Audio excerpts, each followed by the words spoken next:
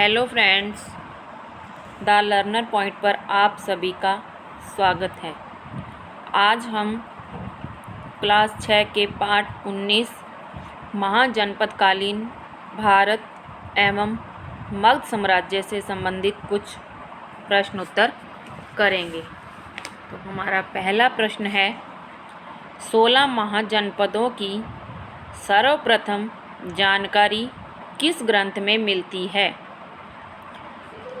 ए Rigveda, B अगुत्तर निकाय, सी option है उपनिषद, D option है अथर्ववेद। तो इसका राइट आंसर क्या होगा?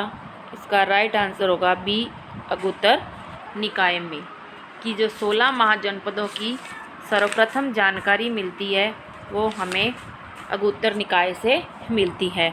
और ये जो अगुत्तर निकाय है ये क्या है? एक बौद्ध ग्रंथ है और एक जैन ग्रंथ भी है, उससे भी हमें जानकारी मिलती है 16 महाजनपदों की। और वो कौन सा है? वो है आपका भगवती सूत्र। अगर आपसे एग्ज़ाम में वो पूछे कि सर्वप्रथम जैन ग्रंथ में, किस जैन ग्रंथ में 16 महाजनपदों की जानकारी मिलती है, तो आपका राइट आंसर ये अगुत्तर निकाय ना होकर आपका होगा भगवती सूत्र, क्योंकि उसने जैन ग्रंथ पूछा है। और अगर बौद्ध ग्रंथ का पूछे तो उसका आ जाएगा अगुत्तर निकाय। क्वेश्चन नंबर सेकंड, दक्षिण भारत में स्थित महाजनपद कौन सा था? कि दो दक्षिण भारत में महाजनपद था, कौन सा था? ए मत्स्य, बी शूरसेन, सी मगध और डी है आपका अश्मक। तो कौन सा था इसमें? तो इसका राइट आंसर हो जाएगा आपका अश्मक। अश्मक था जो वो दक्षिण भारत में स्थित था आपका, कि यह राज्य कहाँ था? दक्षिण में गोदावरी नदी के तट पर स्थित था। इसकी राजधानी पोतली अथवा पोदन थी और बाद में अवंती ने इसे अपने साम्राज्य में मिला लिया था। और यह कहाँ पर था? गोदावरी नदी के तट पर था। अश्मक था कहाँ आपका? गोदावरी नदी के तट पर। क्वेश्चन नंबर 3, 6ठी शताब्दी ईसा पूर्व में भारत में महाजनपदों की संख्या थी। मतलब 6ठी शताब्दी ईसा पूर्व में भारत में महाजनपदों की संख्या कितनी थी? 8, 12, 16 या 18? तो ये आपकी थी 16, कि 6ठी शताब्दी ईसा पूर्व में जनपदों की संख्या भारत में 16 थी। तो इसका राइट आंसर क्या होगा? C option. Question number 4, Kaushal mahajanapada की राजधानी थी। ए ऑप्शन है राजपुर, बी ऑप्शन है श्रावस्ती, सी ऑप्शन है मथुरा, डी ऑप्शन है आपका तक्षशिला। कि कौशल महाजनपद की राजधानी थी आपकी, इसका राइट आंसर होगा B option Shravasti. Question number 5, किस महाजनपद में गणतंत्रात्मक शासन व्यवस्था थी? ए ऑप्शन है आपका कौशल, बी है मगध, सी है अवंती और डी ऑप्शन आपका है नीचे मल। तो किस महाजनपद में गणतंत्रात्मक शासन व्यवस्था थी? कौशल, मगध, अवंती और डी ऑप्शन आपका नीचे है वो है मल। तो इसका राइट आंसर होगा बी ऑप्शन मगध, कि मगध महाजनपद में गणतंत्रात्मक शासन व्यवस्था थी। क्वेश्चन नंबर 6, अवंती महाजनपद स्थित था वर्तमान उज्जैन में, वर्तमान दिल्ली में, वर्तमान इलाहाबाद में, वर्तमान बिहार में। जो अवंती महाजनपद था वो वर्तमान में कहाँ पर स्थित है? मतलब अब वर्तमान में कहाँ पड़ता है ये पड़ता है आपका वर्तमान उज्जैन में, कि अवंती महाजनपद जो था वो वर्तमान उज्जैन में स्थित था। क्वेश्चन नंबर 7, शिशुनाग किस वंश का शासक था कि शिशुनाग जो था, जो शासक था, वो किस वंश का था? हर्यक वंश, शिशुनाग वंश, नंद वंश या मौर्य वंश? तो इसका राइट आंसर क्या होगा? बी, शिशुनाग वंश। मतलब, और हर्यक वंश के थे बिंबिसार और अजातशत्रु। हर्यक वंश के तो आपके थे बिंबिसार और एक था आपका अजातशत्रु। ये दोनों तो आपके थे हर्यक वंश के। और नंद वंश के थे आपके महापद्म नंद और घनानंद। महापद्म नंद और घनानंद। और मौर्य वंश का तो आपको पता होगा कौन था इसका? मौर्य वंश का था चंद्रगुप्त।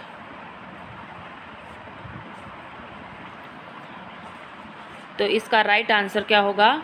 बी ऑप्शन, शिशुनाग वंश। क्वेश्चन नंबर 8, सिकंदर की सेना ने किस नदी से आगे बढ़ने से इनकार कर दिया था? झेलम नदी, चिनाब नदी, व्यास नदी, रावी नदी। कि सिकंदर की जो सेना थी किस नदी से आगे बढ़ने से इनकार कर दिया था? तो इसका राइट आंसर क्या होगा? वो होगा आपका व्यास नदी। क्या था कि नंद के पास एक बहुत बड़ा कोष था, साथ ही एक विशाल सेना थी, जिससे भयभीत होकर सिकंदर की सेना ने व्यास नदी से आगे बढ़ने से इनकार कर दिया था। कि जो महापद्म नंद थे उनके पास एक बहुत बड़ा कोष था और साथ में बहुत बड़ी विशाल सेना थी। इससे सिकंदर की सेना क्या हो गई? भयभीत हो गई थी, इसलिए उन्होंने व्यास नदी को से आगे बढ़ने से इनकार कर दिया। क्वेश्चन नंबर 9, काशी महाजनपद की राजधानी थी? A Varanasi, b Vaishali, c option है कौशाम्बी, डी ऑप्शन है इंद्रप्रस्थ। कि काशी महाजनपद की राजधानी क्या थी? तो इसकी राजधानी थी A option, Varanasi. Question number 10, Maurya वंश की स्थापना मगध में किसने की थी? कि जो मौर्य वंश की स्थापना है वो मगध में किसने की थी? तो इसका ए ऑप्शन है घनानंद ने, बी ऑप्शन है चंद्रगुप्त ने, सी ऑप्शन है बिंबिसार ने, डी ऑप्शन है चाणक्य ने। तो मौर्य वंश की जो स्थापना थी वो मगध में किसने की थी? वो मगध में आपके चंद्रगुप्त ने की थी। क्वेश्चन नंबर 11, मगध की प्रारंभिक राजधानी थी? कि मगध की प्रारंभिक राजधानी कौन सी थी? Rajagriha, Pataliputra, C option Rajpur, D option आपका है तक्षशिला। तो मगध की प्रारंभिक राजधानी, यहाँ पर मिस्टेक हो गई है, तो यहाँ आ जाएगा गिरिव्रज। गिरिव्रज। कि मगध की प्रारंभिक राजधानी गिरिव्रज थी। इसमें ऑप्शन में नहीं आया है, तो इसका आंसर क्या हो जाएगा? गिरिव्रज। कि मगध की प्रारंभिक राजधानी गिरिव्रज थी। और पहाड़ियों के बीच बसा गिरिव्रज एक किलेबंद शहर था और बाद में यह मगध की राजधानी बना। तो ये क्या थी? इसकी प्रारंभिक राजधानी गिरिव्रज थी। तो इसका राइट आंसर क्या होगा? गिरिव्रज। क्वेश्चन नंबर 12, महाजनपद काल में एक संघात्मक गणराज्य जो 8 कुलों से बना था, जो 8 कुलों से बना हुआ संघात्मक गणराज्य था, वो कौन सा था?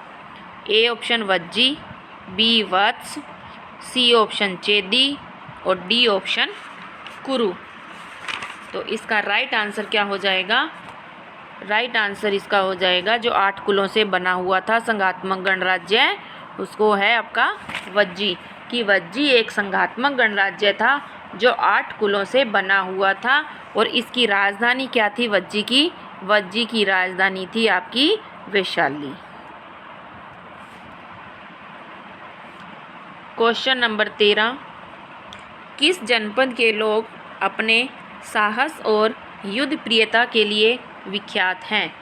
मतलब किस जनपद के लोग थे जो विख्यात थे अपने साहस और युद्ध प्रियता के लिए? A Malla, B option Panchal, C option Magadh और डी ऑप्शन आपका है कौशल। तो इसका राइट आंसर क्या हो जाएगा? इसका राइट आंसर आपका हो जाएगा मल, कि मल जनपद के जो लोग थे वो अपने साहस और युद्ध प्रियता के लिए विख्यात हैं।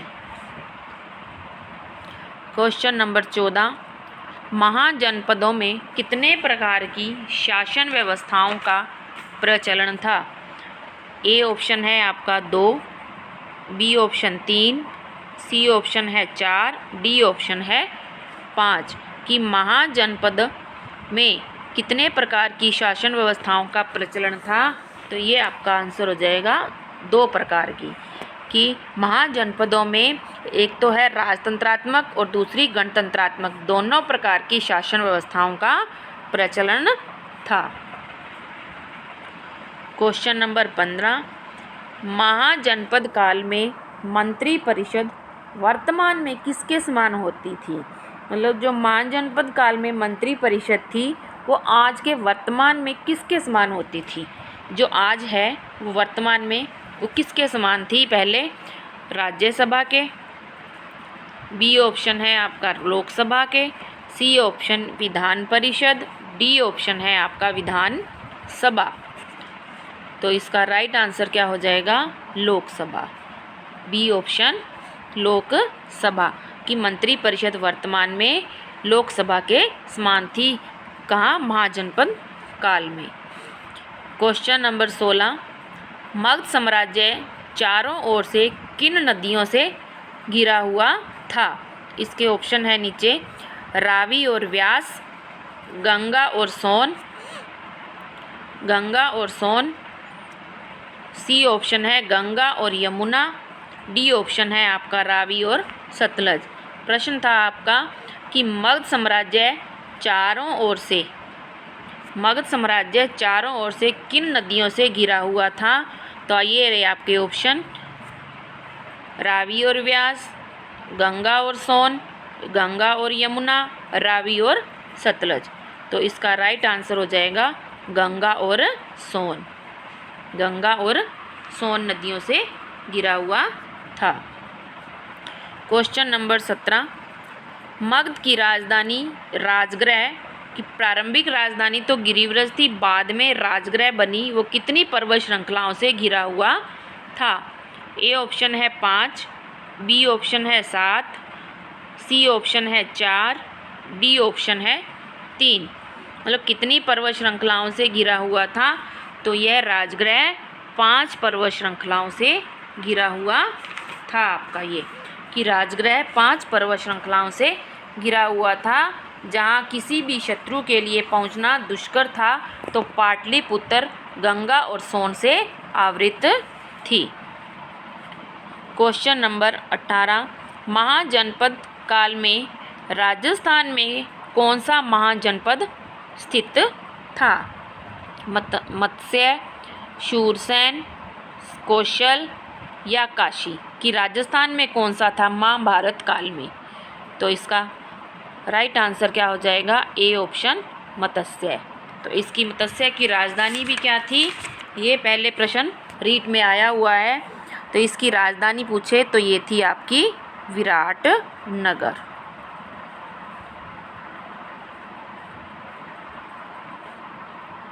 ये थे आपके आज के 18 प्रश्न पार्ट 19 से। आई होप कि आपको ये बहुत अच्छे लगे होंगे। अगर आपको ये अच्छे लगे तो प्लीज़ वीडियो को लाइक शेयर ज़रूर करिए और नीचे कमेंट बॉक्स में बताना कि आपको ये प्रश्न कैसे लगे और आपके कितने सही हुए हैं। Thanks for watching.